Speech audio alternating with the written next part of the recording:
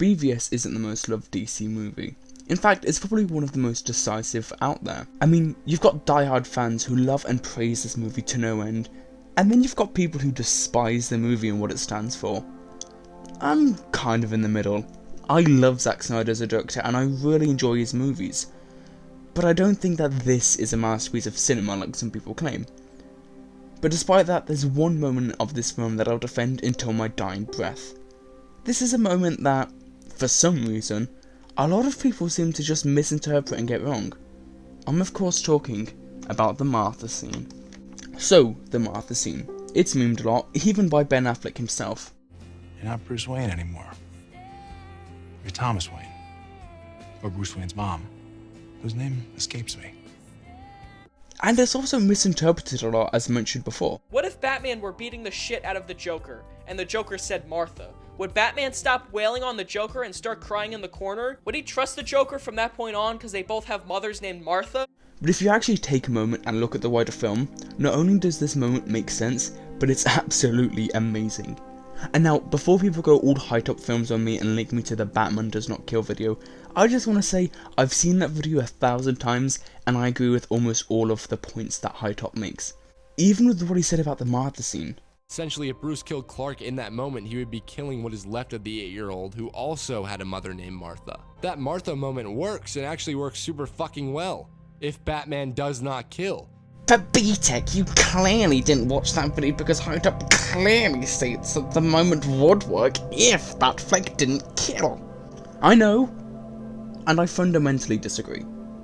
The movie works despite Batfleck killing. Say whatever you want about Batfleck, but he isn't a murderer. He's a killer, yes, but he isn't a murderer. He doesn't go out with the intention to kill, he just has a disregard for human life after fighting the same scumbags for 20 years.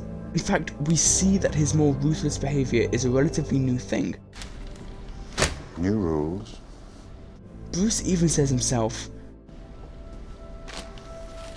We're criminals, Alfred. We've always been criminals. Nothing's changed.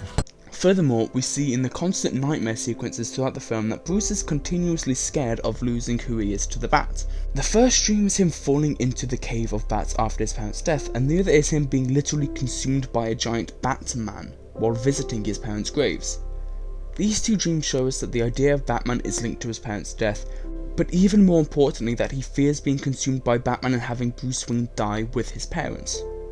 Throughout the film we see this fear play out, his more ruthless and unorthodox ways are slowly taking him over until we get the line, He has the power to wipe out the entire human race, and if we believe there's even a 1% chance that he is our enemy, we have to take it as an absolute certainty. Bruce is almost completely consumed with fear and vengeance that the Bat is overwhelming the man. Bruce fights Superman, doesn't even listen to him when he pleads for help. Bruce is savage, animalistic. He doesn't care for the life of Superman. He sees him as a threat that he needs to extinguish because the Bat is a vehicle of vengeance and terror. Where he unfortunately says, You are never a god. You are never even a man. Bruce is all but gone at this point. The Bat is in control. Killing Superman would subsequently kill Bruce Wayne. Bruce's greatest fear is coming to light. Until this happens. You're letting him kill Martha! Now, by this point, Clark knows who Bruce is. It's a reasonable assumption that he did this specifically to trigger Bruce's PTSD. But either way, Bruce steps forward. Bruce takes control. Bruce breaks down. He screams and shouts like a madman as he's once again transformed into a scared 10-year-old boy in a dark, wet alley. For a moment, Bruce sees another young boy who's about to lose his mother. It's the reason he kills to save her. Bruce has always regretted never doing anything to save his parents, and this is his one chance to save Martha. This is his one chance to save his mother. After Bruce sees Superman's sacrifice, he chooses to honour his memory, as stated during his funeral. I failed him. In life. I won't fail him in death. Men are still good. We fight. We kill. We betray one another. But we can rebuild. We can do better. We will. We have to. This movie isn't perfect. It's got some errors, it's got some flaws. Some things I really don't like. But honestly, the Martha scene is perfect.